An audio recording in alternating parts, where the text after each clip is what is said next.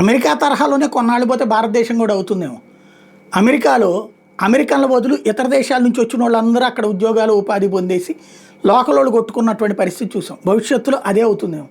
ఎందుకంటే మన పొరుగున ఉన్నటువంటి దేశాలు శ్రీలంక వాళ్ళు ఇక్కడికి వచ్చి బతకడానికి ప్రయత్నిస్తారు, నేపాల్ వాళ్ళు ఇక్కడికి వచ్చి బతకడానికి ప్రయత్నిస్తారు, భూటాన్ వాళ్ళు, మయన్మార్ వాళ్ళు అంటే బర్మా వాళ్ళు, అట్లాగే ఈ ఆఫ్ఘనిస్తాన్ వాళ్ళు, బంగ్లాదేశ్ వాళ్ళు అందరూ ఇక్కడికి వచ్చి బతకడానికి ప్రయత్నిస్తారు. ఎందుకు? వాళ్ళ దేశాల్లో 5,000 10,000 సంపాదించడం గొప్ప అయితే ఇక్కడ 15,000 20,000 25,000 50,000 కూడా సంపాదించుకోవచ్చు. కష్టం శ్రమ చేసేటటువంటి ఓపిక ఉంటే పెట్టుబడులు పెట్టడానికి వాళ్ళ మతస్థులో లేకపోతే వాళ్ళ దేశం నుండి ఆల్రెడీ వచ్చినటువంటి వాళ్ళు ఇట్లాంటి వాళ్ళు ఉంటారు.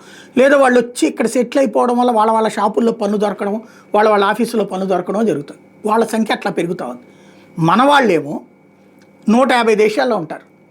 మన దగ్గర కాస్త బుర్రలో ఉన్నోళ్ళు అమెరికాకి వెళ్తారా, కెనడాకి వెళ్తారా, బ్రిటన్కి వెళ్తారా, ఆస్ట్రేలియాకి వెళ్తారా, జపాన్కి వెళ్తారా, జర్మనీకి వెళ్తారా, వీళ్ళంతా హైలీ ఎడ్యుకేటెడ్. అటు సెకండ్ ఫేజ్లో ఇప్పుడు ఏమో వెళ్తున్నారు, అక్కడున్న పిజ్జా సెంటర్లో పనిచేయడానికి, అక్కడ ఉన్నటువంటి హోటల్లో పనిచేయడానికి, అక్కడున్న రెస్టారెంట్లో పనిచేయడానికి, అక్కడ ఉన్నటువంటి సూపర్ బజార్లో పనిచేయడానికి, ఇక్కడ డిగ్రీలు చేసిన వాళ్ళు, ఇక్కడ పీజీలు చేసిన వాళ్ళు, ఏ ఎంఎస్ పేరుతోనో ఏ బిఎస్ పేరుతోనో అక్కడికి వెళ్ళి వాటిట్లో పనిచేయడానికి వెళ్ళిపోతున్నారు.